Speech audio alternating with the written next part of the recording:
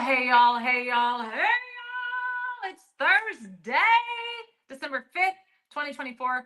Hopefully, you guys are starting to feel the festiveness of the season. As you can see, we are starting to feel the little festivousness, festive. We're getting excited. We're excited for the holidays around these parts. So thank you guys for tuning in with us. Our friend Chef Mollie will be joining us in just a little while, and I believe Walt will be joining us too. I had to yesterday. I got to tell you guys this. This is real talk. Yesterday, I had a doctor's appointment. I haven't seen a primary care doctor in. I'll just say it's been a minute. It's been a minute. Because I'm not a huge traditional medicine person. Like I believe in life saving stuff. I believe in care, of course. But I don't like how they just try to shove medicine down your throat. And this guy, I think I like him. He's young. We'll see. We'll see as time goes on, of course. I say he's young. He's probably between mine and Walter's age, which that's young, right? That's young. Just say yes. And anyway, so he and I had a good conversation. They're like, hey, we gotta run some blood work. That's normal. That's kind of part of why I wanted to go in, because we get to it every decade or so. You should probably get looked up under the hood, not just in a frisky way. Like you should actually go and get checked, make sure your labs are good, make sure there's nothing you need to worry about. Because as we talk about often on this show, and we talk about with Chef Mollie and everything else, you can cure your body with your food. You truly can. If we eat to not fill our stomach, but to fuel our body, there's a whole world out there that we can fix. But you also need to know what's going on under the hood too. And so sometimes that's what blood work's needed for. And they reminded me that I was 40 now and I have to get a mammogram and all that kind of stuff, which I knew. I knew. And my grandmother had breast cancer. So it's not like I was like, oh, what? So it's time. It's time. It's time for all those things. So I did it. So this is your reminder, folks, to get out there and go get checked under the hood. If you have like a health, like your primary, if you pick, and you don't even have to like have one established. You can pick out a primary care, go onto your insurance's website, because I'm sure you've got insurance that you don't use unless something. I mean, we have insurance mostly because I'm a klutz and I have things that happen like chopsticks exploding in my eyes, things like that. I fall down a stair and have to have knee surgery 20 years later. Things happen. Um, so no, but it's important just in case. But also take advantage of it, because there are services, example, just like your yearly checkup is typically free. And it just, you don't have to walk away with a handful of prescriptions. You can just get your check under the hood and everything's good. It's important. Um, you know, it's important to know what is going on with your body and your body type and all of those things. I know, for example, I'm starting to get like these, no one's going to believe this, but sometimes I get a little bit wonky. And it's not normal for Sandra wonky. It's like cry all day wonky. And I'm like, that's not normal. So, girls have different needs than boys have too. That's a real thing also, because, hormones and, you know, biology. So anyway, that was a concern of yesterday's visit. So there's just go and get checked out. It's okay. It's okay. We will get through this together. And y'all know me. I'm transparent. I'll tell you guys. Shoot, I'll take you guys in for the mammogram. I don't even care. It'll be like one of those ABC specials.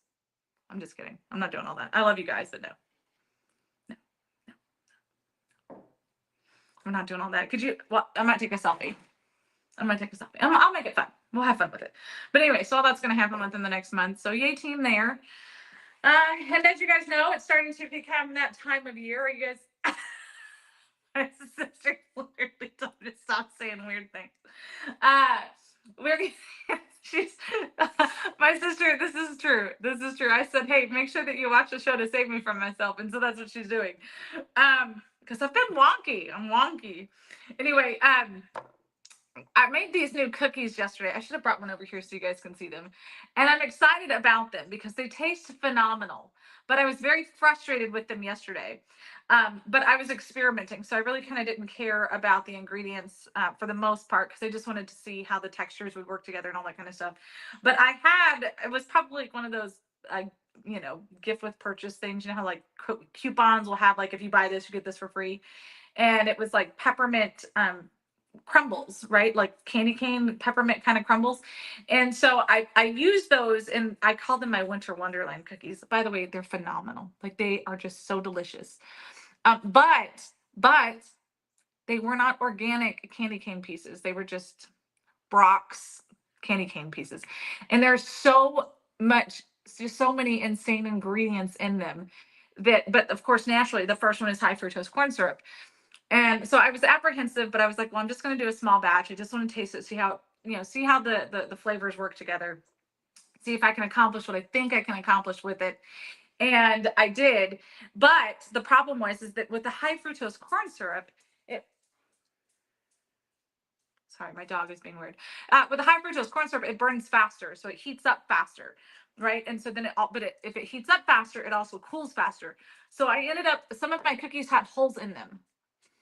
Now I don't know if it's because I didn't do it on parchment paper, which I usually don't. But I don't know if that could have helped save it. But they were still delicious. So I sent some cookies, like I had just got done with them when I went to pick up the littles from school yesterday.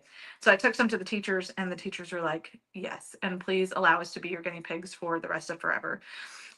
So that was fun. And so then this morning I ate a sensible breakfast, but then I was like, see how these, but taste testing naturally. It's part of the experiment process, and they were still good. They were still super yummy. So I think I'm going to, not I think, I'm going to do them again, but with everything else, and the whole ingredient thing was organic, except for those stinking, well, and the sprinkles. The sprinkles were not, because you put sprinkles in it to make it all festive-y. I can't save the whole world, but I'm trying. I'm trying. So that's what we're gonna do. I want to talk. I was hoping that Walt would pop on here before we started talking about this, but I don't know where he is. But I wanted to talk a little bit.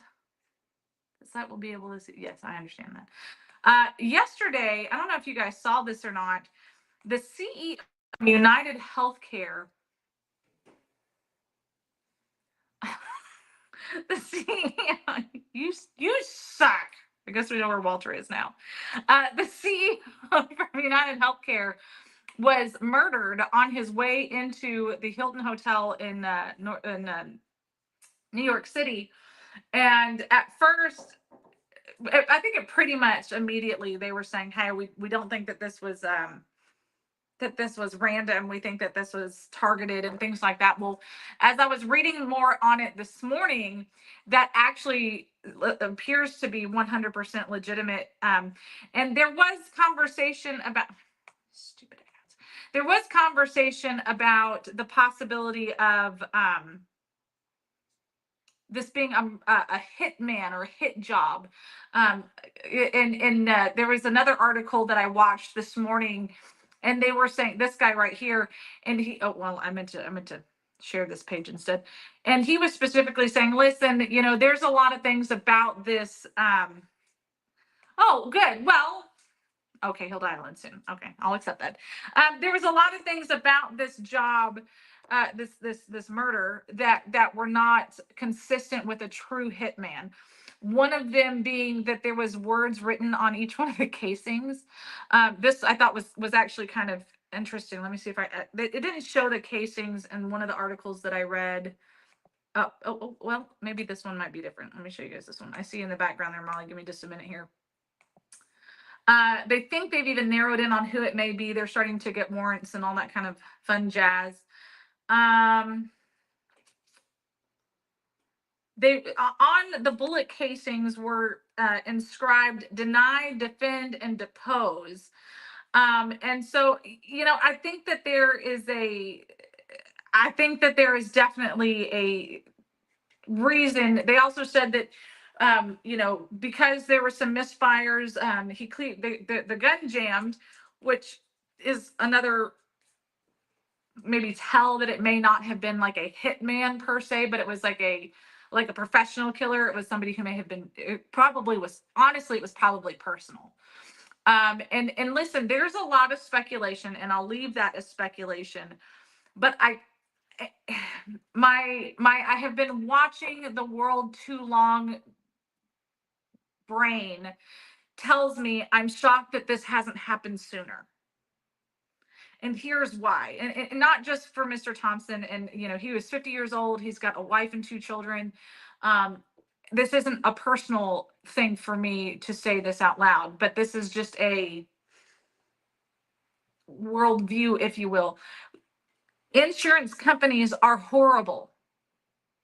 And in fact, yesterday when I was in my doctor's office, that was something that we talked about. I was like, yeah, originally they wanted me to start getting screened earlier for breast cancer because of my grandmother's history and, you know, X, Y, and Z. And then because of insurance companies, they said, oh, no, we're not doing that at all unless it's for mother.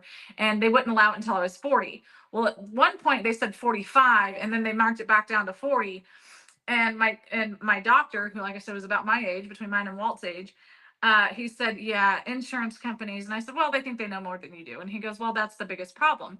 Well, that was just in a snide little kind of conversation. When you start looking at the number of people who have been denied benefits, who all of the things, right? And then Obamacare came in to make it all better for everyone, and it actually made it worse for most people. How many people can't afford their prescriptions? How many people have been denied care? How many people have been denied treatment? I have personally known of and have spoken to people who have had multiple doctors tell an insurance company, this person needs this, it's a life-saving measure, and it's been denied because they considered it an elective surgery or an elective fill in the blank. Because the insurance companies know more than the doctors. And that was never the purpose of insurance. And I'm going to go ahead and, when Mollie gives me a thumbs up. Oh, look, Walter's here too. Okay, cool. When insurance, stop. I'm having to use multiple screens because I can't see anything because my stupid computer. Hi, guys. I hate everything. I think that this is something that I was just going to say it's an isolated incident, but I think we could start seeing more and more of this. So after the assassination attempts on President Trump, it was stated we are going to turn into the banana republic of, you know, Mexico had what, 37 assassinations of their presidential election last year. So not all presidential people, but just people that were running for office. That's what's gotten confused in the news. They're like, well, they killed everybody else running for president. No, it was like that 37 people were killed that were running for office during that election season. Right. And the last one, you know, at one point Mexico had like over 300, but if you look at what happened to if you look at the video going on, and Sandra, I know you were saying you know, the gun jam and all kind of stuff. The other thing is the fact that was a silenced weapon. And so they were using subsonic round, as it appears they were using subsonic rounds, which does not allow the gun to properly operate. So he had to manually do things. But if you look at how quick he was, he popped him in the leg. He did his thing. There was a bike right there. I mean, the guy was supposedly at a Starbucks 2 blocks away and was able to get there in time for this guy to get out of his car, start rolling in to the event he was going to. This was definitely a hit job. And for whatever reason, you know, everyone wants to say, oh, Nancy Pelosi had stocks and, you know, all this kind of crap. The bottom line is, in broad daylight, we had a second assassination. And I know there's a lot of speculation on was it a professional or not. The bottom line is they got the job done. Right. Well, and you know, I saw a map, and I'm looking to see if I can find that map again of literally his route. And he used one of those city bikes, is what they're called. It just like those scooters that we used before, Walter, but it's a bike. So that tells me, I mean, somehow that had to have operated. But then in one article I read that he had a back. You could see video of him carrying it earlier in the morning. Right. Well, he had one, I believe, with him or whatever he picked. Anyway, he was able to change, get his stuff done, and whether he's a professional or not, the job got done. Right. And that's what people need to worry about from this point forward. I mean, they've needed to worry about this from this point forward. When we saw what happened in Kentucky, that's when in Pennsylvania. That's whenever I think the eyes opened up for a lot of people. And now, you know, at first they try to put this thing off as a random act of violence. And it was like, no, it's it's pretty clear. And you're going to have more armchair quarterbacks come out about that. But yeah, that type of weapon being used, and we can almost identify that as a 45 or a 9mm that did have a silencer on it, and the route that it was if you'll just notice, he was able to clear the jam, or they say a jam. There's also the ability to have to use the action because there's not enough juice in the bullet because of all of the because it's not able to do the proper action. So he assisted it, meaning he knew what he was doing, and you got a dead target, so he knew what he was doing. No, And absolutely. I mean, this is the most recent thing, but I would say even before Donald Trump, I mean, the Cash App guy who was not wanting to go with the CBDCs just showed up dead, and it was a random act of violence. I'm sorry, like, no, it would not, like, just some random person. This guy is like the only Venmo, PayPal, everybody else is going with the program, and Cash App is saying no. And then he dies, and then Cash App gets on board and goes with the program.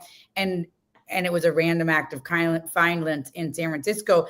I mean, on two sides, there's going to be more of this. The deep state and all of that are going to use whatever means necessary to push their agenda forward. And on the other side, in this case, if it was a non-professional and their child died because they were denied whatever, when you ruin someone's life and you can pinpoint to that person, that if you could, I can't pinpoint someone that destroyed my businesses, my $30 million that I was supposed to get for selling. I was in contract to sell my businesses. There's not like a one person that I can do, but let's say I was less emotionally stable and government or bureaucracy just decided to take $25 to $31 million from me. That could feel personal. And that could, if I was less stable, if my kids couldn't eat, if I had not been able to rebound, that can wear on someone's soul. And so on two things, government is going to pull the levers that they're going to pull to get what they want done on one side. And on the other side, when you pull these levers and it impacts people's lives, whether it's government or large corporations in bed with the government, then people are going to feel attacked and feel personal. And so if it was a professional and it was to forward some government agenda or forward someone, that's one thing. Or if it was personal and someone's child or wife or daughter or whatever died because there was this decision, either way, we're going to see more of that because government just pulls levers with no regard for what is happening. And that is going to have ripple effects. And we have to think about when we make decisions that there is ripple effects. And I feel like that legislators are not good at looking at the ripple effect. They're just like, oh, this looks good right now. I'm running for this and this is going to be, and I can say I did this, but not looking at the long-term effects. I mean, food stamps is a farm bill thing. And it was because we were not prepared for war because we had so much malnourishment. Now, is that the best use of funds, farm bill funds, now when we have an obesity epidemic in our country? Probably not. But we pulled a lever 50, 60 years ago, and nobody pulled that lever back and said, okay, we now are healthy enough to go to war. Now we're at the same point we were only 20% of young men coming out of college were healthy enough to go into the military. We're now at 20% of men are healthy enough to go to the military, but because of obesity, the opposite of malnourishment. And so, when we pull these levers, there is consequences, whether it's people getting hurt and wanting to kill somebody or many people dying of diabetes. We have to be mindful of the ripple effect. Right.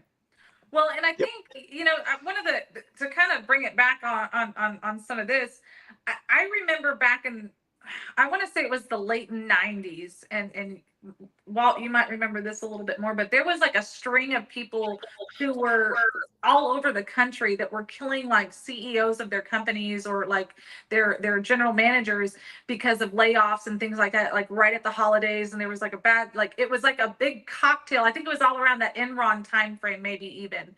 But it wasn't just Enron related. Like it was happening kind of all over the nation. And this time of year, especially, We know for a fact that this is the highest rate of depression is during the holidays, and things like that. And being in the most accessible country, I think that the biggest problem is that most of the CEOs of these companies have no idea what is going on below anything out of their office. They really have no clue.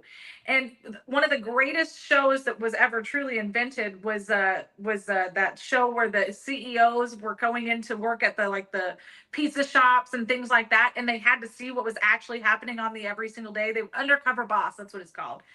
And I think that that should have kind of spark a trend that more and more CEOs did that, because we started seeing where these companies started changing their policies because they had, and they were firing people up the chain that were implementing these policies that did not speak to what the company was supposed to be. No, you're correct. Some of that's correct. I hate to run down the same rabbit hole that Mollie's on, but my thing is, this is your deep state saying, hey, get with the program, because right now with Donald Trump, until he's in office, so until the 20th or the 21st, till we wake up on the 21st, and we can say we've got this or we've got that, we're going to be in a lame duck limbo for everything that's happening. Whenever you talked about the 90s, I specifically recall I got out of law enforcement. Well, I mean, had the badge and all that kind of stuff, but yeah, I got called to go do executive protection, and it was great money. You're with families, you're with all that kind of stuff, and we got to go protect people. I got more into the bounty hunting side of things. It was a little more fun that way because we got to kick indoors. But and I had friends that went to go work for, whenever the abortion thing came up, they were traveling to Kansas and Missouri and all these other places because the abortion doctors were getting assassinated. and so that was an extreme right thing that was going on. Now we're down to where this isn't a left or a right thing. I mean, Mollie hit the nail on the head. There's a lot of people who created some huge business, and they're not going with the program. And so it's get in line or be resigned is what's happening. And that's my personal belief, but based upon what we have seen worldwide over the past several years, we're seeing it come to fruition right now, because technically right now we don't have a commander in chief. He just gave Africa $1 billion, and we just found out that Hunter Biden is a part of that whole Congo cobalt mine over there. And so, I mean, and kid got pardoned, the crackhead got pardoned, the whole bit. So who knows what's happening? And you haven't seen Kamala Harris. You've not seen this administration come forward and get anything productive. You're seeing South Korea collapse the other day. They went into martial law, and no one has explained what happened, but our government had no clue that was coming. And we got 30,000 troops sitting in that country, in South Korea. Look at what's going on in Georgia, the country of Georgia. There's stuff going on all across the globe. France had another event happen yesterday. So the bottom line is, right now, America has nobody at the helm, but because they're not here, and you're not hearing from Biden. You're not hearing from the president of the United States right now. You are hearing speculation from both sides. But if you'll watch the left stream media, I'm loving it, because they're starting to sound like Fox News right now. I mean, there's not a lot of attacks going on about Trump. It's holy crap, I can't believe he just pardoned Hunter Biden. And people forget the Hunter Biden pardon is a federal thing. They're not looking at the state charges that are applicable that we physically have on film. So good luck on that one. What's interesting about the federal pardon, though, is it includes anything from this specific date in 2014, which is when he became on the board of Burisma. And so when you look at it, the language it's not like we're pardoning him for these tax evasion and illegal gun ownership or whatever. It's for anything during that time. And so did you see the tweet on Fauci though? It's preemptive. There's a preemptive pardon. So now there's talks of we're going to pardon based on, we don't know what the charges are going to be, but Trump's going to come after you, so we're going to pardon you for whatever right now anyway. And are you going to date it back to the AIDS epidemic when he was being called Dr. Kevorkian back then? I mean, holy crap. Well, how do you just retro? You know what, Walter? What are they trying to play Jesus over here? You know what? I know that there were some sins committed. I'm going to go ahead and just, you're forgiven. It's fine. But the thing is that we don't know what those, and then they're trying to relate it to like Jared Kushner's father-in-law. Sure, that was nepotism. I'm not going to say that it wasn't nepotism, but we all have nepotism in our life on some level. And so I guess if you become the president of the United States, you can have some nepotism. The point with Biden is, if he had just been upfront and said, well, I'm going to wait and see. I might pardon him. I might not. We're going to see how this all shakes out. That would have been more honest, but people are confronted by the lie, which we all knew was a lie all along. But notice, they only charged Biden for these little tiny crimes to make it seem like it wasn't lawfare against Trump. And so now by him preemptively doing it for everything, it actually might have been a strategy. Look, we're going to get you convicted of these two little things, but then I'm going to but he can't give him a pardon well, I don't know. Now with Fauci, they're just trying to give a pardon for nothing. But my thought is there needed to be something to give the pardon. And so by charging him with this gun and tax evasion and then pardoning that and then adding this clause for anything else, it was a strategy to get the pardon on the books. But if you're saying he can just give a preemptive pardon to Fauci, then maybe my theory doesn't make sense. Well, no, the preemptive pardon doesn't make sense. I mean, it's literally nothing he's doing is making sense. And the nice thing is the left, the Morning Joe and those people, they're now questioning their plastic Jesus that they have held up over everybody. And we can't believe that Kamala lost and Trump's a tyrant. But wait a second. I mean, Biden literally said, hold my beer, watch this, or hold this 12-year-old that I've been sniffing all morning and watch this. So it's not just Dr. Fauci, just so you guys know. It's also Liz Cheney. This is odd to me. Like, what is it that they're saying? It's because he's going to just be vicious and go after them for clearly no reason. So I wonder what is it that Liz Cheney did that was so illegal that she needs to have this protection? And Adam Schiff because of the whole other guys, He manufactured the whole collusion, the whole January 6th. She manufactured the whole thing. So did Nancy Pelosi. So we got to make sure we include her, or maybe not her because she backstabbed Biden, so she can just fry. That's fine. I mean, she's also like 100 years old, so they could just call "I'm too old" out, and they're not going to put her in prison. But I don't know. Maybe they'll add her in. I don't know. Is there precedent? Walt, you would know this better than me. Is there precedent for a preemptive pardon? Nah. No. Well, so here's the fun part. There was never a precedent for prosecuting a former president, and I really think they thought they were going to get more than what they got. Because remember, this is Trump's Chris Wray FBI director that also took down Biden. So he wasn't working for the POTUS. He wasn't working for the Democrats, or he wasn't working for the Republicans. He was working for the man in the middle that's pushing, the wants their say in court, not once their say in court, that wants their say on the books.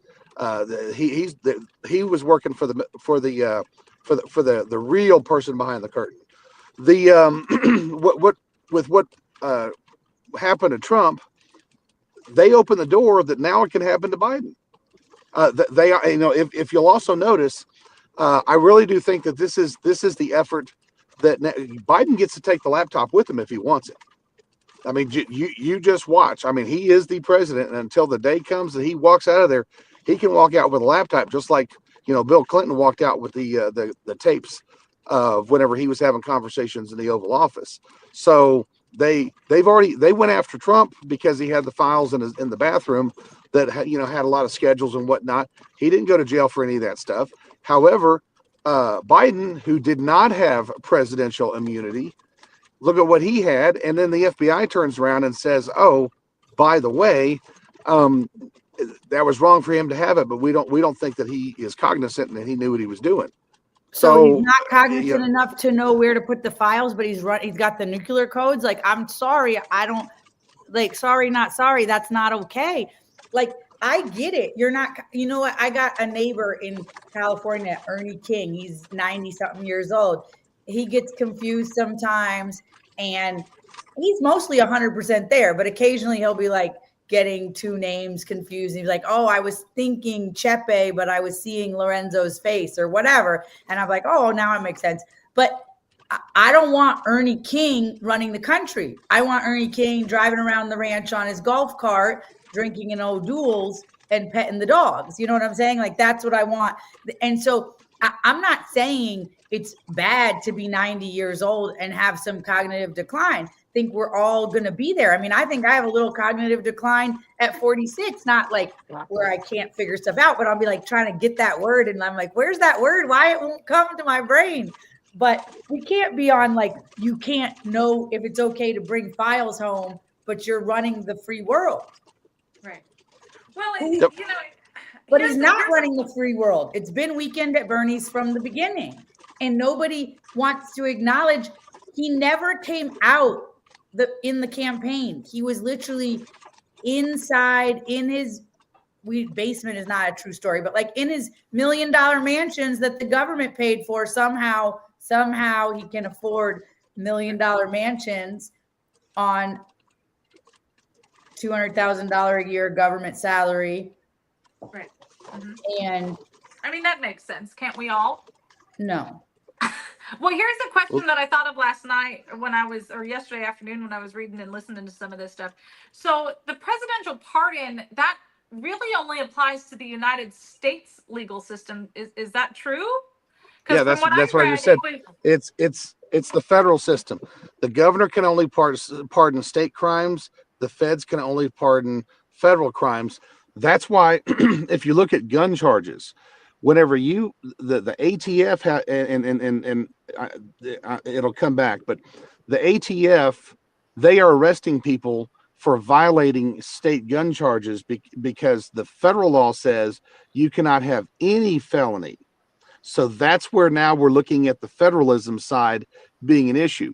You can't have any felony. So if you want to get your gun rights back in the state of Texas for robbing a stop and go, or for being having a DUI with your gun in the car, pulling the gun, whatever, you have to get a federal pardon.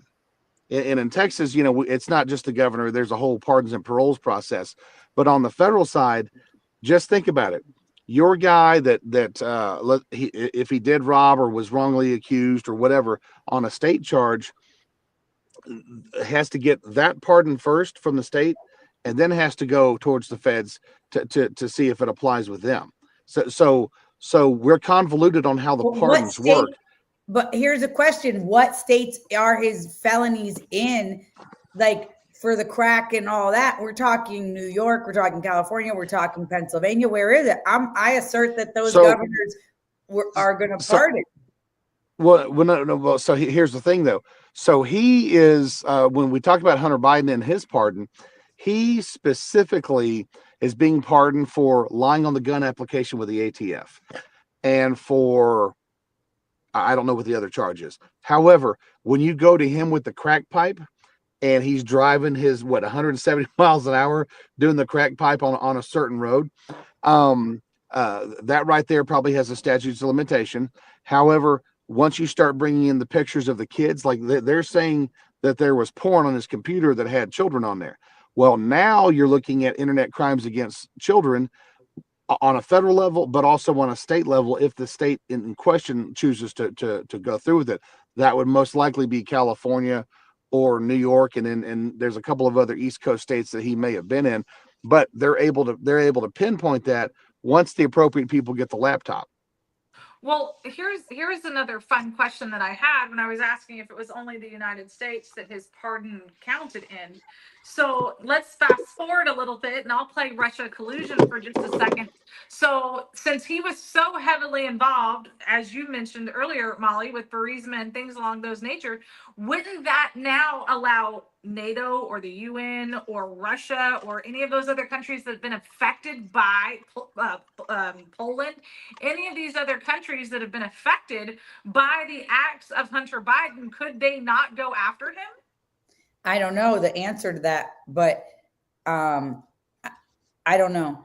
But what I do know is that he's going to be protected. He'll be with Daddy until the day Daddy dies, and then he'll be with Mommy. Well, and then he'll be with Mommy because Mommy has what? Our stepmommy has what? She'll have protection until she dies. Yeah, but she hates him. I mean, we all know that. I don't know. She might be like, go ahead and die, Joe, because I'm going to take that little son bitch out too.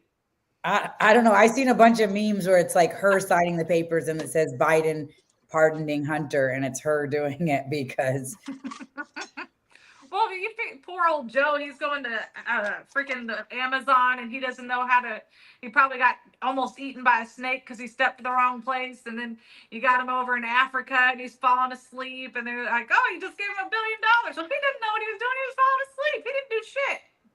But here's my question about Jill and Biden. And so we're looking back, you see those transcripts, you see, we're talking about 2018, he's struggling from addiction. He's having sex with his dead brother's wife, and they decide this is a good time to run for president. Because I'm just saying, like, I'm a mother, and I just don't feel like I would take on that big career change if my family was struggling in that way. Well, they don't care about their family. I'm just saying, like, in my world, it's like, God, my husband, my family is at the top of the pyramid, and then everything else after that. Yeah, no, I think there was a plan, and they trusted their plan. Their plan worked because they got him in office, and that plan. I think everyone has seen that the plan fell apart this whole entire time, because Joe Biden is the only one that was on the ballot until the general election when it was Kamala Harris. So, and why didn't they go with Michelle? It seems like Michelle was way more popular. Well, I think that she was more popular, but I think she enjoys getting, doing cocaine without the public spotlight on her. I mean, and who blames her? I mean, nobody wants the public spotlight on them while they're doing cocaine. Kamala was not very good at covering it up. She's like, yeah, no, they all were. It's pretty bad. If you could just watch, have you seen these compilations where all she's doing is, I mean, you couldn't get, like, literally, there's thousands of hours of me talking on podcasts. You couldn't find 5 times that I'm like, maybe when I had a cold or something, but like, you just couldn't find it. Old habits die hard. Old habits die hard. Poor Kamala. She's used to her LA ways. Oh my goodness. Have you seen, I've been searching the interwebs for this. I think I saw it yesterday. And it was like this side-by-side picture of her from like November 3rd and then like her like December 3rd. And she just looked like she has been drunk since November 5th. No, I haven't seen that. I've been looking for it because I was like, that's hysterical. I haven't seen her. I haven't seen nothing from her. I haven't seen no talking, no telling us to bring the country together. No, I've not seen nothing. Nope, nothing. And just for our viewers here, I have a spoon and a white Excedrin. Put my Excedrin back. Well, I can't light the chapstick, so I'm just going to be in. I look down and there's a bottle of Excedrin here. I'm like, oh, what the heck? So anyway, I don't know. I don't know what is going on in the world, but We but have we're paying for it. We're paying for it. We're at least paying the interest on the money that they're printing. Yep. What? Wait, I think we need to talk about something. It's $100,000 day. Bitcoin is $100,000 today. Oh yes, but here's a problem. Do not buy the Hawk coin. What's the hot coin? I'm a Bitcoin maximalist. I only have Bitcoin. I'm a Bitcoiner till the end. Like, I don't believe in the other coins. Other coins are like fiat currency that can be printed and manipulated, and Bitcoin is like gold. Walter. Well, the Hawk coin was supposed to be this great thing, and now people are writing that they put their life savings into it. The $35,000, a lady put her life savings into it for her kids' college, the whole bit, and now she's only got $2,000 left. So the Hawk Tua girl came up with the Hawk coin, and apparently it took a nosedive. Well, who would invest in a coin? You are so terrible, Walter. But Hawk Tua girl is investing. Absolutely. You are pulling our leg right now. Is there really a Hawk Tua coin? Because I saw that she invested in Bitcoin. Now. I think he's full of crap. I saw that she's invested in Bitcoin too. Anyways, I'm just saying this is a momentous. 16 years ago, people said it would never amount to nothing. 10 years ago, they said it'd never amount to nothing. In 2021, when it nosedived from almost 70,000 down to 14, people said it was going to zero. And I'm just saying,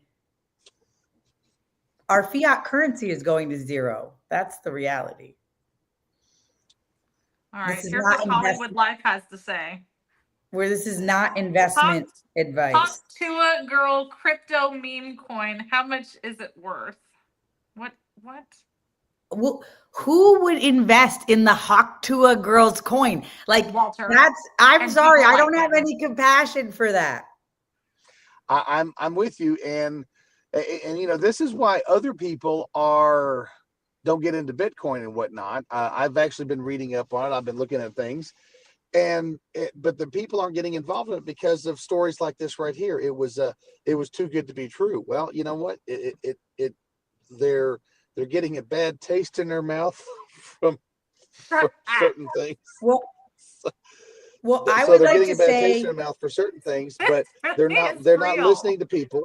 Yeah, but they're not listening to people that are actually performing well.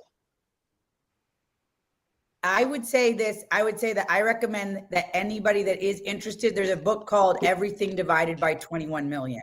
And it is like, if you're 100 years old or you're 10 years old, you will have a deep and profound understanding of Bitcoin after you read it.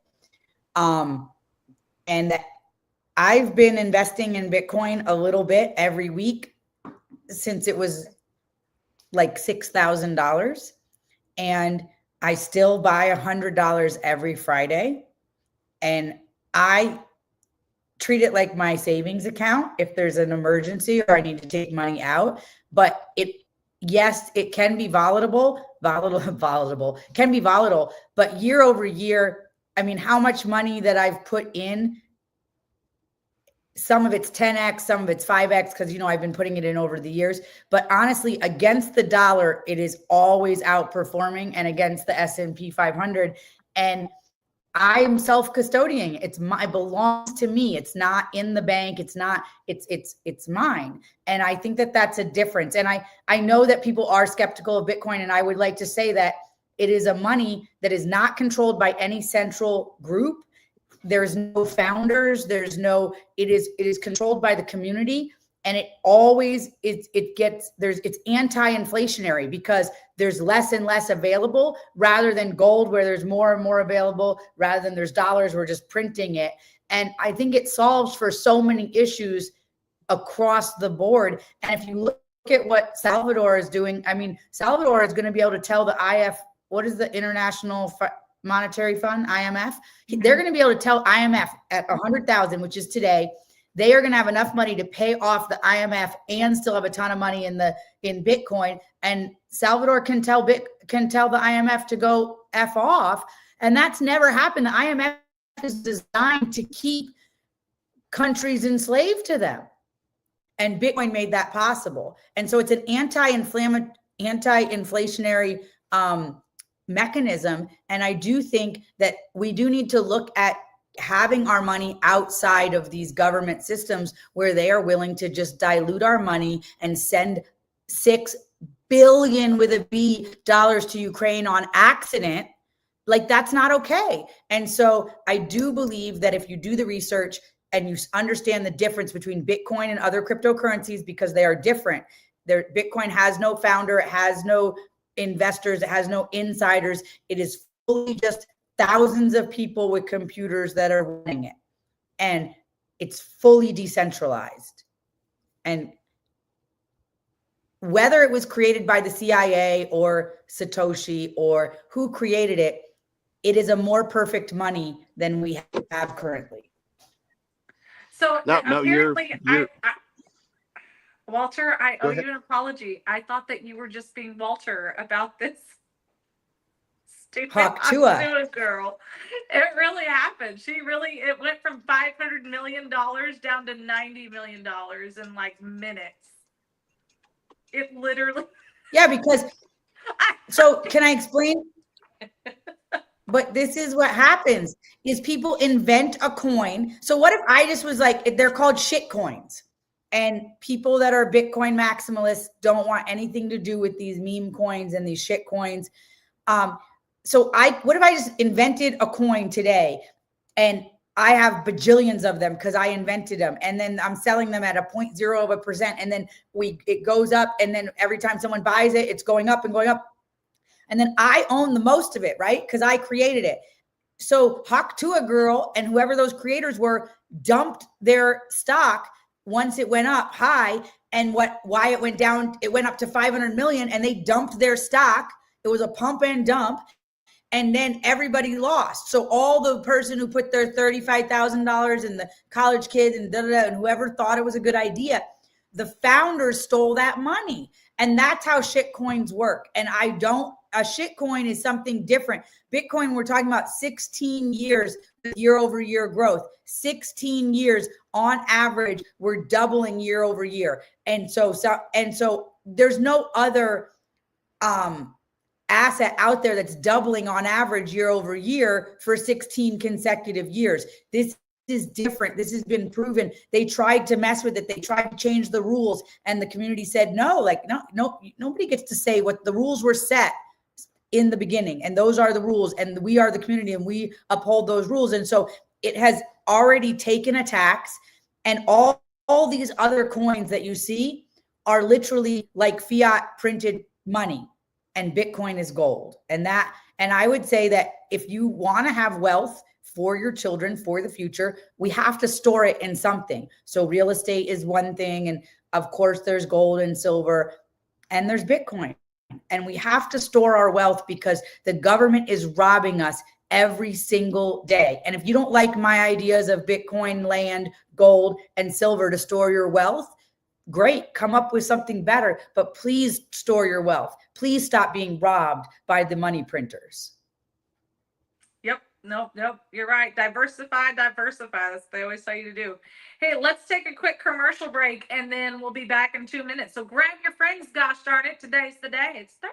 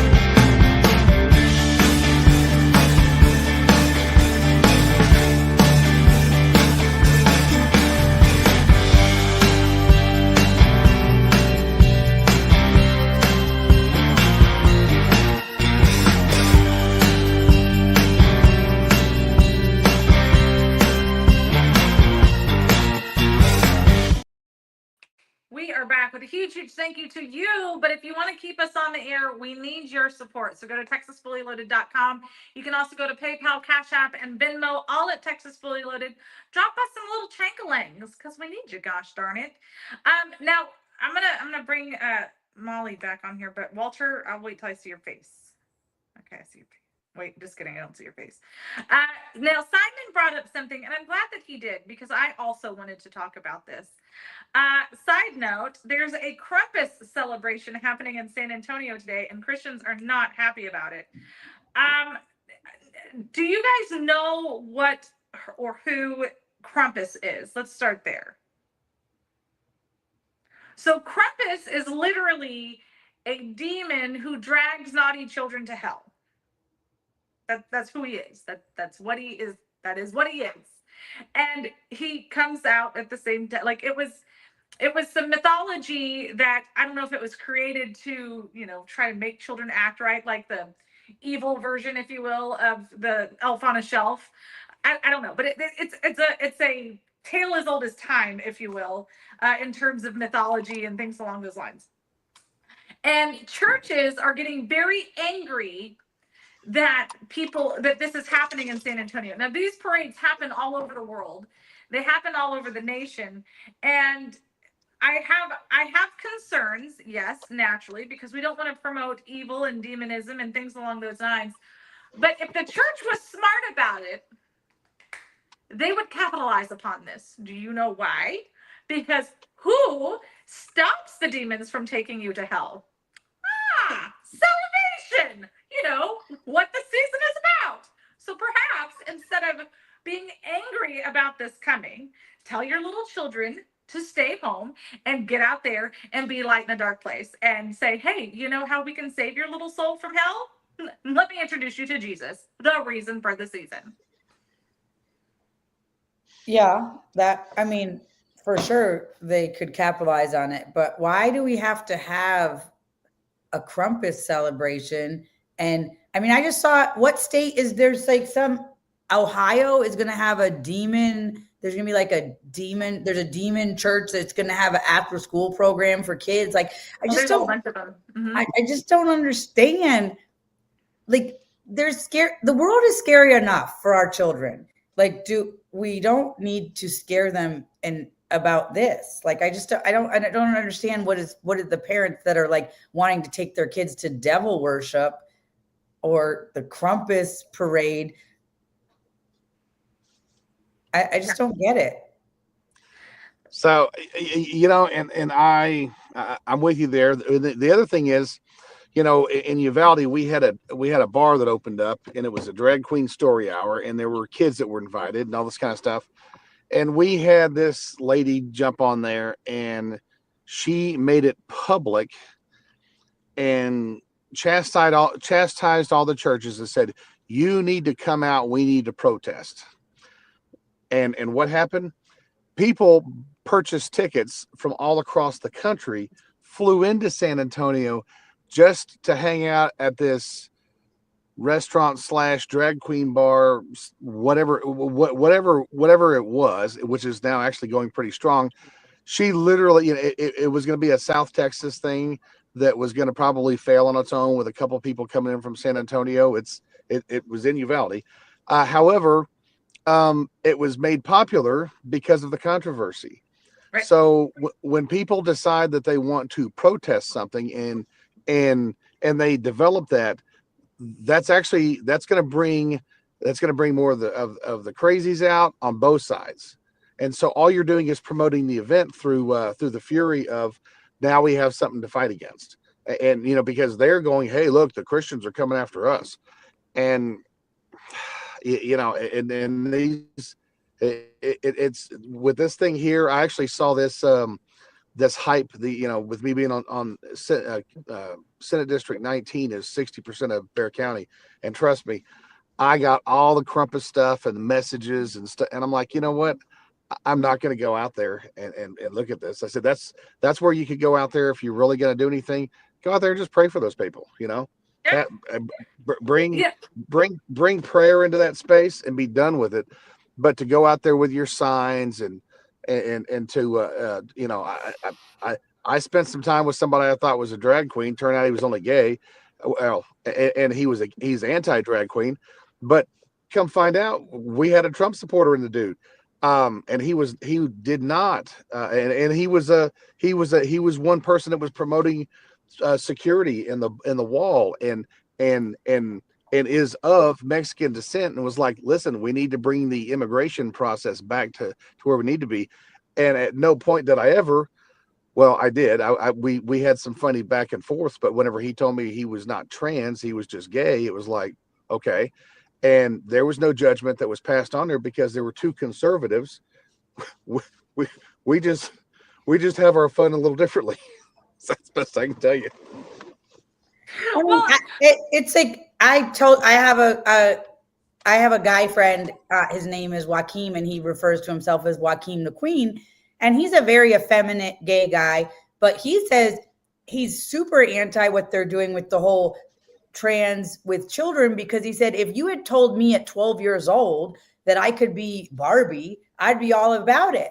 But the truth is, we don't have the technology to make me Barbie. And then I'd just be a gay dude with no dick and with no. You're fine. And that would be terrible. And so, and you met Nick that works here on the ranch. He's gay and conservative as conservative can be. And so I actually think that, like, in the gay man space, I can't speak about the lesbian space, but in the gay man space, I know a lot of men that are super anti the trans children situation and saying, like, you can't take children that are confused and give them these permanent, kids don't make good decisions. We shouldn't be doing permanent things. And then they feel it very personally because they were a confused teenager dealing with their sexuality. So they actually feel it really, really closely. And I would say that there is lots and lots of gay men that want to disconnect from the rest of the, I'd say, and lesbian women. The L and the G are like, can I get off this train? How did I get on the train with this whole alphabet? I'm just want to live my life, have a family a little different than yours. And I think that that's very, what you're speaking about is really common, at least in my world, in my group of friends. I have lots of gay friends that are conservative and are feeling that they are being used. And Nick says, there's no community. Like, I'm not a community, like they say LGBTQIA plus community. He's like, I'm literally, my community is you, your husband. I live here on the ranch. Like, this is my community. Why? What does that mean?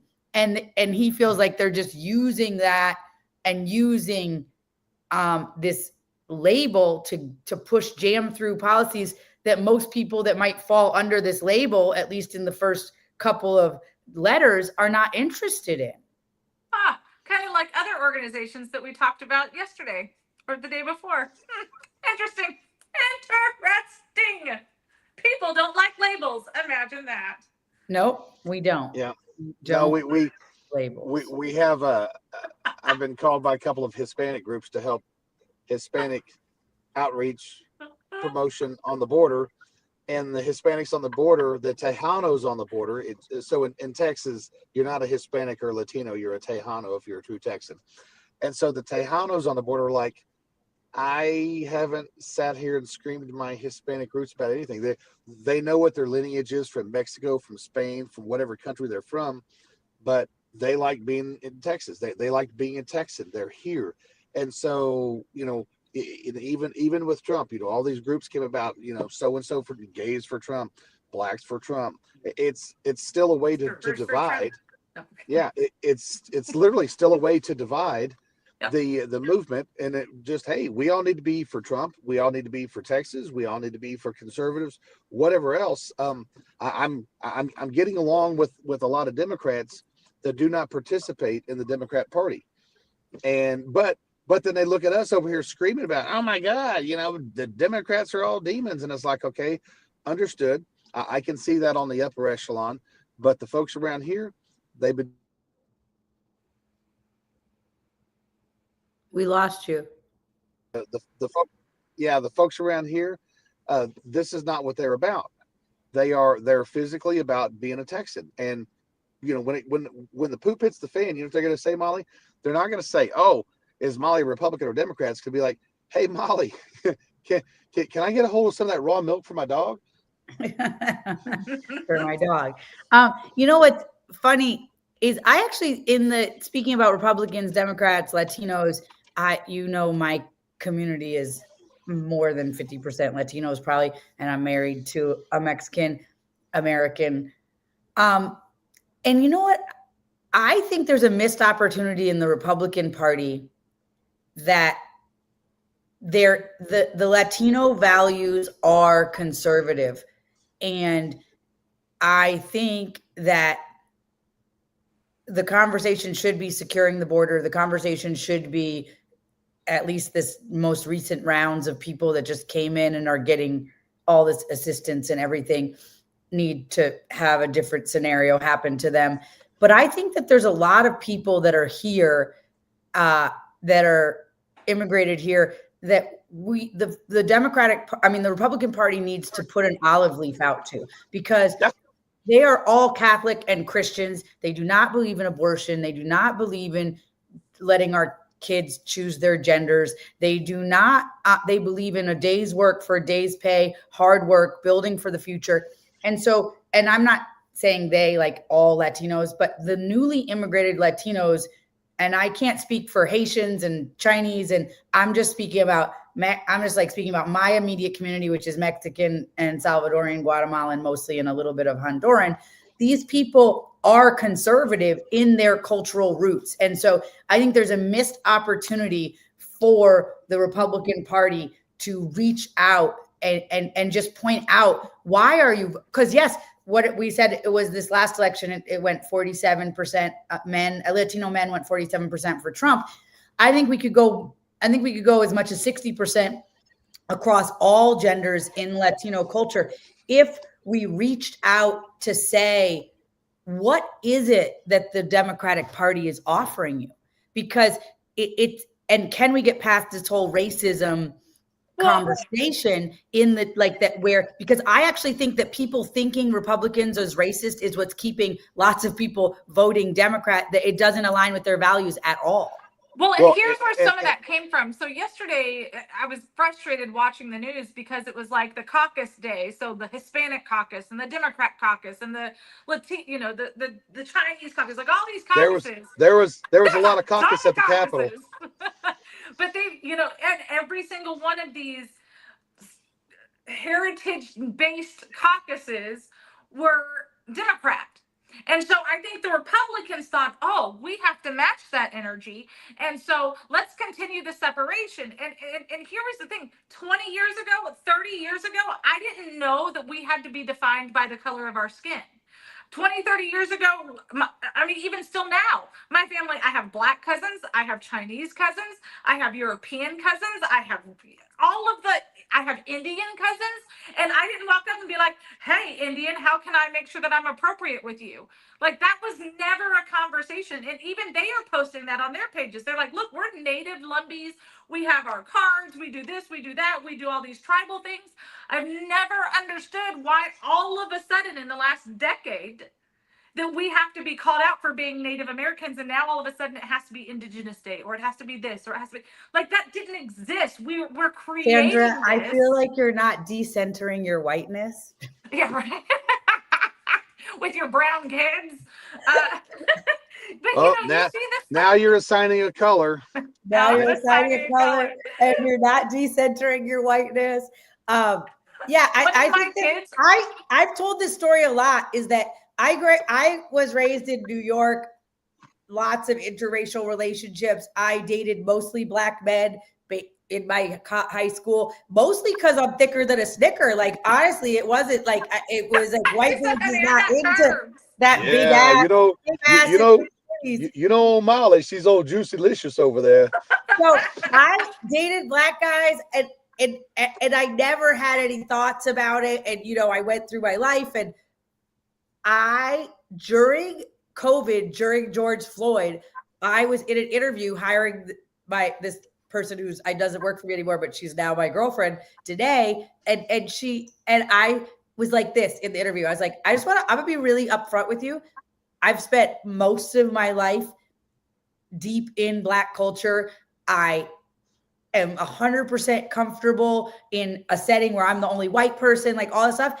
And since George Floyd, since this, everything that's going on, I'm actually present that I'm having an internal dialogue in my head right now about hiring you. And is it my conservative values going to have you think I'm racist, blah, blah, blah, blah. And she was like, girl, I grew up in the South. Don't even worry about it. But I realized that I wanted to be honest, that I was having that internal dialogue, and I had never had an internal dialogue about the race of somebody when I was hiring them. But in the middle of what Black Lives Matter, George Floyd scam, I realized that I was like having all these thoughts, which were putting race at the forefront of our relationship, instead of like, is she qualified to do the job? She's a great photographer. She does social media. She does all this stuff. She'd be great for the job. I was having these thoughts about like, how is she going to feel about my conservative values and da da da da da. She's going to be around me a lot. Is she going to notice that I'm conservative? Like, that's crazy. That was my internal dialogue. But I just got really straight with her and honest, and was like, this is the dialogue I'm having. And she was like, I get it. It's all in our space right now. You know, that the whole George Floyd thing, I think, is a good hinge point, if you will, on how all of this nonsense really kicked off to a level that was untangible before. I had a really good girlfriend here in Laredo. I mean, like, we were beyond girlfriends. She was at my house all the time. I was at her house all the time. She kept my kids when I needed her to.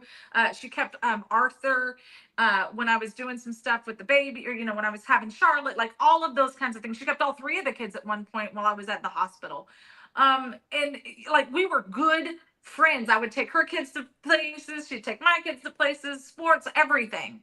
George Floyd happened. She contacts me and she's like, I didn't know that that's how you felt. And I was like, I'm sorry, what? And she goes, well, I didn't know that you thought that you know, whatever it was. I apparently, she claims I misquoted Martin Luther King Jr. And I was like, so we went through the whole thing, and she's like, I can't be friends with somebody who hates me because I'm Black. And I'm like, what in the actual what? And it devastated me, because we were really good friends. Like, we were prayer partners and everything. And I was like, there is nothing in the last, 5 years that we've known each other that would ever allude to that. But everybody wanted to be offended. It's like, hey, yeah, how can I be offended this morning? I have a girlfriend who is a midwife. She was my midwife, and she has a midwife partner. And literally during George Floyd, she bought the midwife partner, like, who's Black, this little beautiful doll with cornrows. And then basically the offendedness was that the doll was made by white people, I guess. It was like a handmade doll. And so anyways, they patched it up. And but it was in their relationship. And imagine that because race was at the forefront of everything. And I have a really good girlfriend, Jessica. And I would say that, I just want to say that, like, Jessica and held it down with me through the whole thing. And she had feelings about different things that were going on, and I disagreed with her. And like, we were able to be in dialogue and disagree with each other, and stayed spending every weekend on the farm. She would bring her boys out, play with my kids. And honestly, I feel like so grateful that and actually I think that I moved the needle. She didn't vote for Trump, but she didn't vote at all for the top, because her husband was like, got really upset at the idea that she was even going to vote for Trump. So she just didn't vote for the top spot to avoid a fight with her husband, but and avoid having to like tell a fib. And so, but I think that time shifted a lot of her views around a lot of stuff, because I was willing to be honest and she was willing to be honest, and we were willing to be in the dialogue. So I recommend you reach back out to that girlfriend and bring her back in. See if we can do it. 5 years you were at her friends. Yeah. No, it was Walt remembers that. It was awful. Like, I cried for days over that. I know. Bring her back in. It's not worth it. It's not worth it. Is that what you're doing, Walter? Because that looked really Come to Butthead. Oh my God. Okay. So on that note, here's what's funny. I've not been sleeping for the past couple of weeks. So in my randomness, I have been looking at things around Texas, and Did you know that the Nazi symbol is very prevalent in North Texas and the Panhandle and homes built back before the 1930s? No. Interesting. Why? Yeah, so I was watching a news thing, and this lady is she's interviewing somebody on whatever it was, and she's in this old neighborhood, like 100-year-old homes, and she stopped and she says, "Oh my gosh, that fireplace!" And so she goes back to this chimney, and it's got a Nazi symbol on it, and it's not curved, it's flat. Well, come find out, the swastika, and there used to be a town in Texas that went away in 1940s that was called Swastika, Texas, up there around Plainview. And these people that have swastikas, well, they're actually they're not the Nazi that's tilted. It's a flat top, flat bottom, flat sides, but it is that symbol that's not turned. So that is a Navajo Hopi symbol for peace. I was gonna say, I think that the swastika was hijacked, but I couldn't remember the rest of why. Well, and so there's a lot of the Indian. So people drive by, they take pictures of these homes. There's an Indian guy, a feather, and he was on there and he was talking about it. And then they go to because there's a lot of Indian culture up in North Texas. Well, throughout Texas, we were Kickapoo, Navajo, Apache. I mean, all that stuff. I mean, Geronimo was caught, what, New Mexico or Arizona, just right down the road. Well, right down the road from me anyway, where I'm at. But anyway, the bottom line is people that don't know history, we're in Germany for the past 8 years. So we're physically repeating history because nobody has learned from it. Nobody has seen what they have taken and bastardized and made, false symbols out of, that used to be symbols of peace, that used to be symbols.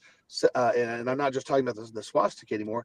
Now there's all kind of things, and it's because people are being spoon fed, and they're likening to being spoon fed. Now, when I'm watching a podcast or something, I'm being spoon fed, but then I have enough on me to go back and look at, is this true? Is this not true? And so I'm either debunking or moving forward with it. And that's our problem. Nobody has discernment on what is true and what is false anymore. And that's why we're in the situation we're in. Did you see that Alyssa Milano tweeted that she got rid of her Tesla and got a VW because she doesn't want to support a person who supports Nazis? And then everybody was like, so you got a car that was invented by literal Nazis invented the VW. And I was like, I mean, she has to know that. She's like my age or a little older. Like, I mean, she has to know this is like common knowledge. And I'm just shocked. First of all, did anyone tell her that after she made the initial purchase, that doesn't go away? Like, that's still on her. Well, yeah. Also, she bought that Tesla and Elon got the money. And then if she sells the Tesla to somebody else, that doesn't negate the money that she gave to Tesla, is the first thing. And then she doesn't want to be promoting it. And then there's a comedian that's talking about right now. He's like, all these liberals driving a Tesla now, they don't know that T is for Trump. But I mean, I was just shocked because that's just so silly and ridiculous. And she could get a different car if she's like, I don't want to drive a Tesla anymore. It doesn't resonate. It doesn't resonate with my values, but I don't know that she can logically say supporting VW is better. Oh man! Well, not just that, but she was a fangirl of Elon Musk. I mean, she invited him to her birthday, everything, and so it was always, oh my God, Elon, and then all of a sudden Trump says, hey, I want to improve the country by putting people out there that are going to make it easier, make it smarter. Oh, this is awful. She gets what she deserves. This is in Newsweek is tearing her apart like this? Yes! Because Newsweek is kind of mainstream. Wow. I think, you Well, know what, I've noticed recently, like some of like Newsweek, and there was another one, Walter, I can't remember which one it is now, that I pull up often, and some of their articles are like, hey, wait, what am I reading again? yeah, USA Today is doing that. USA Today, they're doing Yes. that as well. Who's USA Today? USA Today. Oh,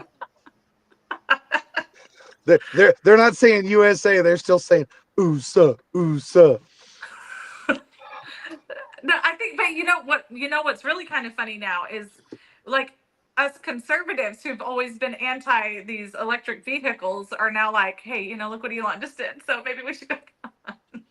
I'm a hell no on. I just wanted you to know that when I was I a know. liberal, I'm a hell no on electric vehicles because it is a lie, like a literal lie that it's any better for the environment. And anytime that you're monetizing carbon, you're lying. And so stop it. There was a lady up in San Antonio, and I won't say her name, but she's very kind of prissy and things like that. Anyway, she got a Tesla when they first came out, and people were giving her so much crap for it. They're like, I thought that you said you were a conservative and blah, blah, blah, blah. She ran for office and everything. And she's like, I am a conservative, but I appreciate that I don't have to fill up my car. I only travel in the San Antonio area. So it makes sense for me. And now I don't have an oil spot in my car or in my driveway. And at first I was like, whatever. But then I was like, hey, that's kind of cool. And now I'm like, hey, I can kind of see the value of that. I mean, my brother had a Tesla and he said it was the best car he ever drove. I think that they're emitting so much radiation that it is not healthy to drive in them. But I don't know. I just heard this Hopi proverb this morning about, the stuff happens when you're holding on to the side of the river when everything is flowing. And I was like, am I that person like holding on to your own food, holding on, and the world is going of AI and all this craziness, and I should just get in the center of the river and try to hold my head above water? I don't know. But I definitely am holding on to God and family and growing your own food and all of those things. I think that the Teslas are we've ridden in a couple Teslas taking Ubers and things like that. I remember our pastor, our former pastor, his wife was she was paralyzed, and she's had so many stem cell surgeries down in South America, so she can walk now. And when she first started being able to get the ability to walk again, they went and bought a Tesla so that she could go and do things if she wanted to. And it was so cool. And we were one of the very first houses that he brought it to. And look, it was like some James Bond stuff. He's like, watch this. And he just got close and like the handle came out. He's like, this is so much fun. Like it was cool. But they had a real need for it, right? Because she needed that safety net if something were to happen and her feet started feeling numb or things like that she could have it. But it was, and that was 6-7 years ago when that happened. And so I think that I don't think that there's completely wrong with them, but also I have a problem with the fact that there's that kill switch concept. And I don't know if Elon has them in his cars or not, but when the Senate overwhelmingly voted to not get rid of kill switches in upcoming vehicles, I had a problem with that. And I'm like, wait a second. That's a real problem. Like, we might be in some Will Smith movies before too long if this keeps going on. Yeah, I definitely think there should be no kill switches in cars. So we literally, being a former firefighter, when the volts were coming out and the stuff in the mid 2000s and early teens were coming out, and I'm trying to figure out if I'm going to transition back in the fire service or back in the military. We watched to where a car fire I could put out with a nozzle on the truck that I had that had a 500 gallon tank or a 750 gallon tank. And then it went to where it took 2 to 3 fire trucks to be able to put out an electric vehicle. And then I just watched a comparison of do y'all remember the Ford Pinto? Mollie, you remember the Ford Pinto? Yes. The cool guy station wagon. So they pulled the Ford Pinto because of 4 incidents, but Tesla has had 284 incidents resulting in deaths, and they've never pulled them off the. I mean, we had one in the Woodlands, Texas, where they were on a dead end road doing 60 miles an hour, and when they were burned to death, but when they found the bodies, they were not even in the front seat; they were in the back of the vehicle. So it was obviously it's obvious they were not wearing their seatbelts, but something happened that accelerated that. And I'll never forget. It was when Elon Musk first moved to Texas, and he had to defend that. Oh, I had a buddy. I had a buddy that had it jacked up with the 40-inch tires in the back that hung out to the sides, and oh yeah. But Well, they were drag racers. Well, there's been so many. What the lady who's the lady who owned the company and the bridge, the cargo ship that hit the bridge, her Tesla killed her, just drove her into a pond in Texas. I'm suspicious. You own the company that had the cargo ship that hit the bridge, and then a few weeks later you just die. You hanging out with your girlfriends on your ranch in Texas, and your Tesla just drives you into the pond and kills you. I'm suspicious. Yep. She sounded really garbly all of a sudden. I think Elon's out to get her. Yeah. That's actually Sandra. That's garbly. Oh, you know it too. Okay, maybe it's me. She sounds garbly to me, but you don't sound garbly. Yeah, same thing here. I think the problem sits with Sandra this time. Oh my God, Elon Musk is out to get Sandra. Actually, she's the closest one to Elon. So she just disappeared on us. Yep. See, well, and she's probably, because she's smuggling stuff across the river down there. That's her cultural appropriation. Cultural appropriation. We got, that I have a restaurant in Los Angeles, and we sell tamales always at Christmas time. And literally people told me we were culturally appropriating. And I was like, y'all met my husband? Like, he's indigenous from Mexico. There wasn't even a road to where he lived till 1991. Like, if he doesn't have the right to sell tamales, who is like legitimate enough for them to sell tamales that you would say it's not cultural appropriation? Yep. No. Yep. Good Lord. Didn't we see, speaking of cultural appropriations, I think it was you and I, we saw a taco place, and it was like Chester's Tacos or Chase's Tacos. And I was like, I'm not eating at a place called Chase's Tacos. That's not going to be tamales up by me, and my husband's always like, Holly's. I'm not eating any tamales made by a Holly. Well, but it wasn't Chase's tamales. Chase's tamales. It was Chase his tacos. Oh, woof! That's real talk. It was an after hours taco bar. It was an after hours taqueria. It's in that new ritzy part of town I was telling you about, Walt. Well, and for me, that's actually the problem. I remember being in San Diego, burritos and tacos all day, all night. Houston, the same thing. I'm on the border in some of these small towns that are not on the border, and I mean, a gas station is if you want something. So I'm one of those now that I'm getting out of eating at chain restaurants. Period. I'm only going to eat local. I'm only going to support local, and I'm finding that more and more the family setting is not opened up all night like it used to be, and I mean. We would be in the fire truck, and we would literally cruise up to Taqueria Rondas in Houston. And of course, as soon as the pumper's out there, then the cops show up. The next thing you know, everyone who's a night owl is taking over the place, and then the bar shuts down. And then those guys come over. We're like, okay, let's go ahead and get out because we're only going to get a nap before they start driving again. So. No, it's the worst thing that happened from COVID, aside in the George Floyd era, but we'll blame it on COVID because this is what did it, was everything shutting down. And so there was no such thing as the 24-hour places anymore. The Great Reset. The Great Reset.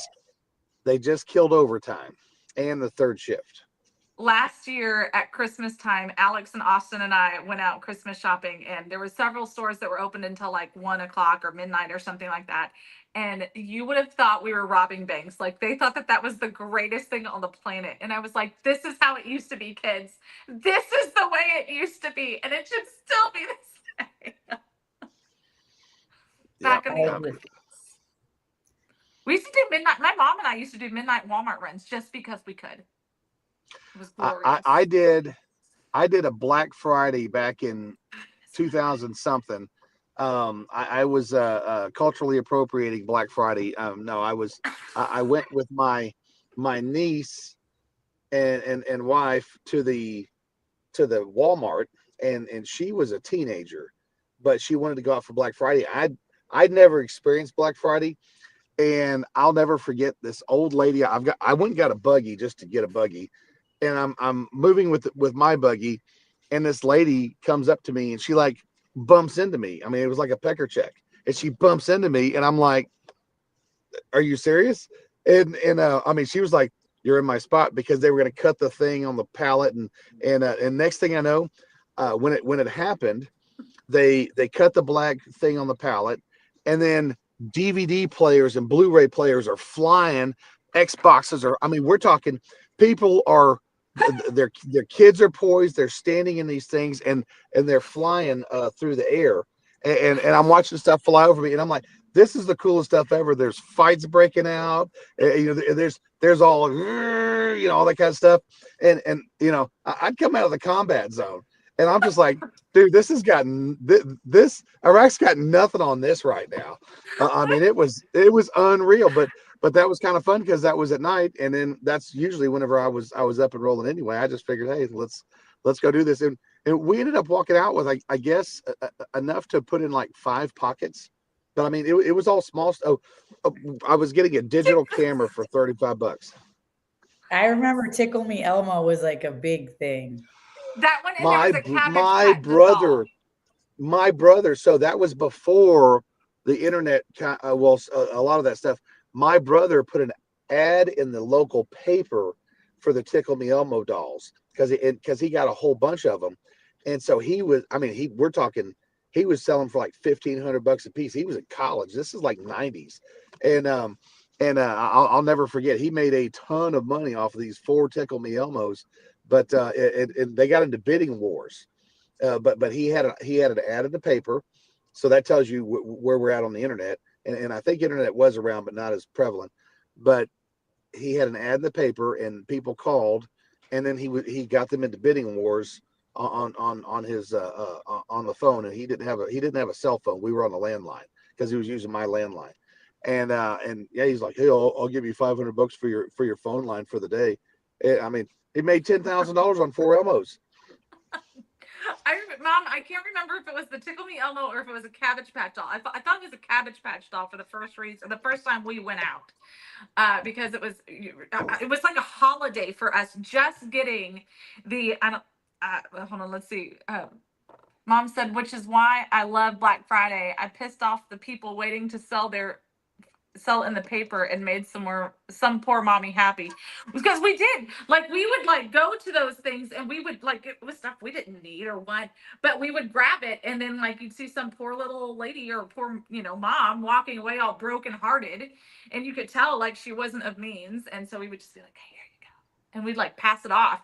But the best part is back in the 90s, they used to do like they give away all these freebies and stuff because they thought that they had to entice people to come to these store events.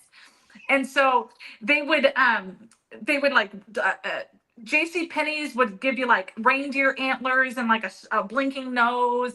They would also have like a snow globe, and then like Target would give you this big huge bag full of like coupons and snacks and all sorts of stuff. Like, it was a huge deal. And so we would go from I'm not even lying. We would go, there was a whole caravan of us. It was me and my mom, my best friend, my cousins from all out of town, my grandmother, everybody. We would all gather, and we would wear the craziest Christmas clothes and hats. Like, this was back in the 90s. This was groundbreaking stuff. Like, Christmas hats are around because of my family. And we would have these crazy hats. We had walkie-talkies because cell phones weren't really that big of a deal back then. And if you had one, it was a brick phone. So we had walkie-talkies and we'd be on separate ends of the malls. Hey, did you get this? Hey, grab one more of those. Hey, I'm passing so-and-so store right now. Hey, Does anybody need anything? were Over. those Like, we all were had those elf names. It was a were those whole the thing. walkie-talkies that had the Morse code button on them? Was it? I know Nextel. Was it Next? I think it was Nextel. No. That's 2000s. No, the walkie-talkies with the orange button, you could do Morse code with it. But hey, I literally, in all of your ranting and raving right there, I just came up with a Christmas invention. If somebody listening or watching wants to do it, snow globes. If you could get on Amazon, get bulk snow globes, get them now. All you've got to do is put 2024 on there and put Hunter Biden's face on the inside. Hey, Eileen, I don't know what you just sent me, but you have to email it to me. Sandra at texasfullyloaded.com. Email it to me and I'll put it up. She sent something. I'm sure it was a lovely picture of me because it looked like it was one of my finer Christmas moments. I have to go, you guys. I have a 12 o'clock meeting that I just got a phone call. Like, are you joining us? And I'm like, sorry. Well, have a great day, Mollie. We love you. I work on getting your group so I can bring food down to you. Okay. What did she do? Sounds good. I put 2 thumbs up. You have to make sure your thumbs are in the camera view mode. Both of them up, like up. Up. It has to know. It has to know. One day you're going to be cool like me, Walt. What was one of the, of course there's, you have to do 2 of them.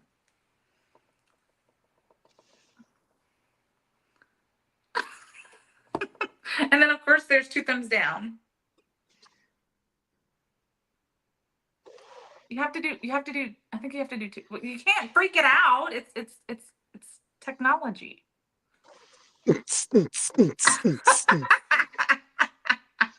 All right. Well, too much.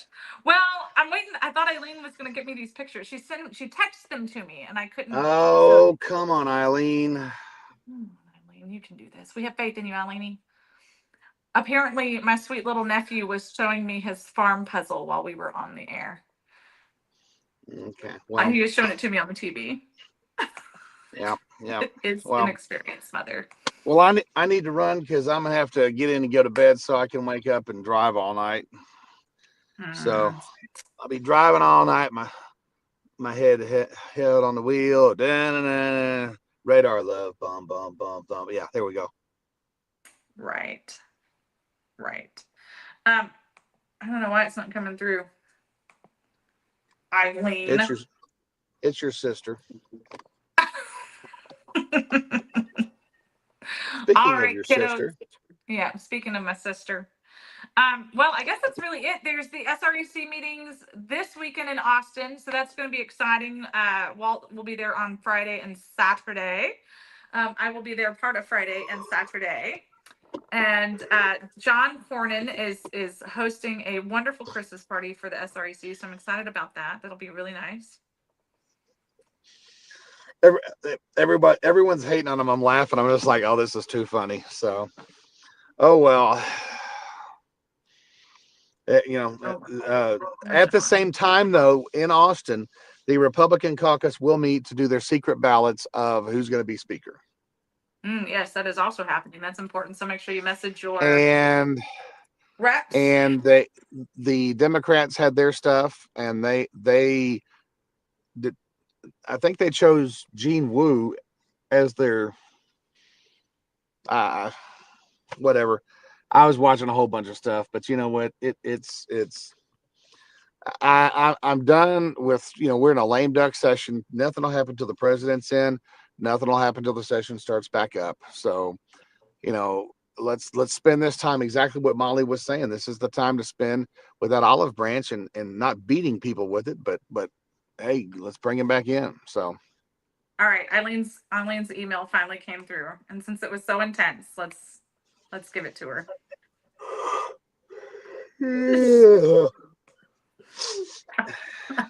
See, look at this. This is what I'm talking about. This is what Christmas spirit looks like. What is that? That's me. You have seen these Christmas cookie pans, first of all. They are amazing. Look at how lovely that is. This was actually Black Friday shopping. See that?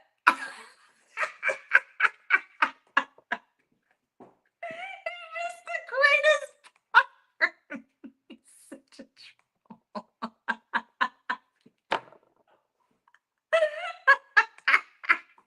It was worth it, Eileen. I'll talk to you guys later. Y'all have a great week, and we'll see you next week on Tuesday. We're doing Tuesdays and Thursdays only now. All right, we love you guys. Bye, y'all.